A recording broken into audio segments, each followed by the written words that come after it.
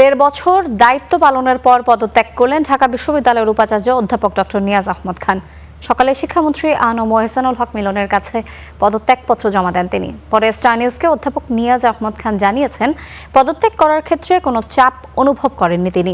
পদত্যাগপত্র গৃহীত হলে আগের দায়িত্বে ফিরে যেতে চান বলেও জানিয়েছেন তিনি।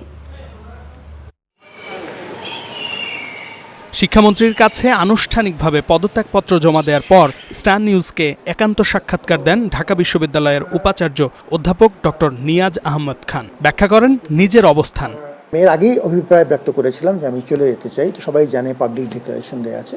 আজকে আমি আমার এই ঢাকা বিশ্ববিদ্যালয়ের উপাচার্য পদ থেকে অব্যাহতি দিয়ে আমাকে আমার মূল পদ উন্নয়ন অধ্যয়ন বিভাগে গ্রেড 1 অধ্যাপক হিসেবে ফেরত যাওয়ার অনুমতি চেয়ে আমি মহামান্য রাষ্ট্রপতি বরাবর আমি আবেদনটা দিয়ে এসেছি। এখন সরকার যে কদিন সময় লাগে তারা সে সময় নেবেন।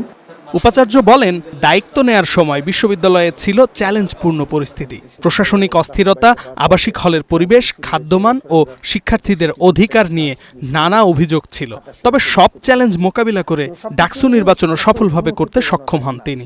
আমি যেহেতু একটি আপৎকালীন সময়ে এসেছিলাম, আমি মনে করেছি যে আমার ওই দায়িত্ব শেষ হয়েছে। এটি আমার জন্য একটা আমানত ছিল।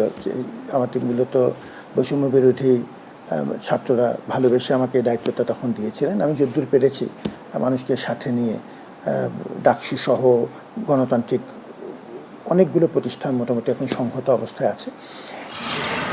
2024 সালের 27 আগস্ট দায়িত্ব নেয়ার পর থেকে শিক্ষার্থীদের চোখে কেমন ছিলেন উপাচার্য অধ্যাপক নিয়াজ আহমদ খান? যদিও কেউ কেউ বলছেন মব ঠেকাতে ব্যর্থতার কথা। সবাইকে ম্যানেজ করার যে ব্যাপারটা, এখানে কিছুটা ঘাটতি ছিল, সেই জায়গা থেকে ওনার এটা ব্যর্থতা। এছাড়া মোটামুটি সফলই বলা যায়। রাতের 2টা-3টায় মব সৃষ্টি করে ওনার ওই যে বিসি ভবনে, বাসভবনে ছাত্র গিয়ে বিশৃঙ্খলার চেষ্টা করা হয়েছে। দায়িত্বের ইতি টানলেও বিশ্ববিদ্যালয়ের অগ্রগতি ও শিক্ষার্থীদের মঙ্গল কামনা করেছেন অধ্যাপক নিয়াজ আহমদ খান। শামীম বিশ্বাস, স্টার নিউজ।